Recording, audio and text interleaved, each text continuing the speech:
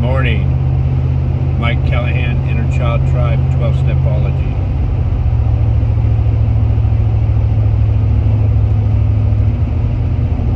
So, Eckhart Tolle moment. Eckhart Tolle always shares about, a lot of times he's not sure what he's going to share, so he'll sit in quiet and something comes up. It seems to have quite an effect on most of us. Although I'm not Eckhart Tolle, I don't mind trying. So what's coming to mind is it's coming up on the first of the year, and you know, for most of you, I'm about the 12 steps, and I'm about trauma recovery, which I've found through 12-step programs and outside help.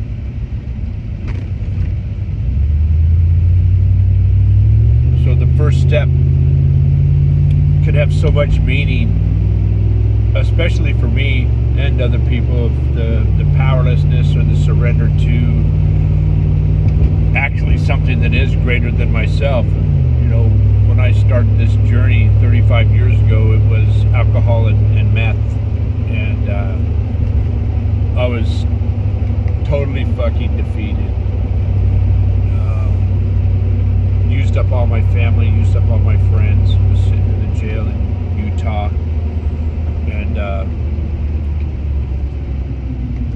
with my bird, my parrot at the time. And I actually had a spiritual awakening of number one, and I like how this is shared by some. I was basically fucked, and there was just no way out. I was at my bottom.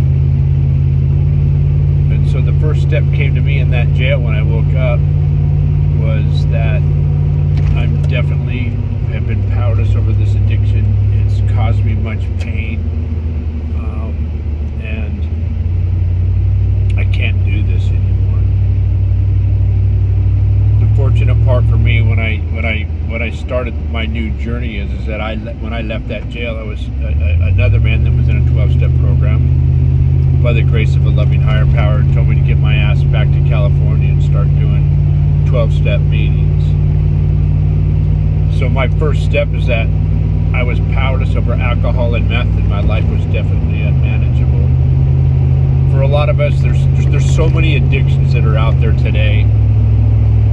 And what I want to share with you is that, you know, our life doesn't have to be completely obliterated, like mine was at the time, to take a first step. It can be just something that's not working out. It can be an addiction that's just really causing us more pain than the relief that we did when we were first, you know, the relief that it brought to us when we first started our addiction. And for most of us, it was a relief from the trauma that we had suffered either in childhood or trauma we'd suffered in life, and we just needed to bury it. And unfortunately, burying that, it just festers and becomes worse. And so the addictions, in most cases, will take us down. Interestingly enough, for alcoholics and addicts, you know, that are of my sort, and don't get me wrong, there's all sorts. And I would say most of us, we find new addictions, and we act those new addictions out and hit a bottom with, and then another spiritual awakening happens.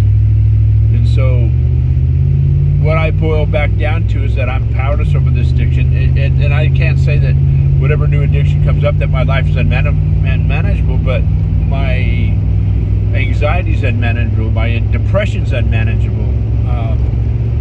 And it almost, you know, it jumps into a step two where I come to believe that a power greater than myself can restore me to a new sanity. That's fucking powerful shit. That's, you know, it's just powerful. It has, you know, for me, that surrender, and whether you believe in a God or you don't, or there's a prayer or not, when I went into prayer to my higher self, to my higher power, I got relief. And that doesn't mean everything's okay. There's a lot of shit that we have to plow out of the way, and a lot of wreckage that we've caused in our pasts. And, that's the walking of the 12 steps. The 12 steps, to me, are the miracle of this century and the last century. Have helped so many people, brought so many people peace, so many people sobriety from whatever addiction they've been in. And it has to go deeper. And there's the end to it, and there's bits and pieces that come in where the inner child work comes in. However, in most cases, dealing with the addiction is the first place to start. So we have a clear head and we have that willingness, and then that's where, at least for me, the appropriate people or the people that I needed in my life at that time showed up. The teacher, when I had the willingness, my teacher showed. So, this month I'm going to be talking a lot about the first step and how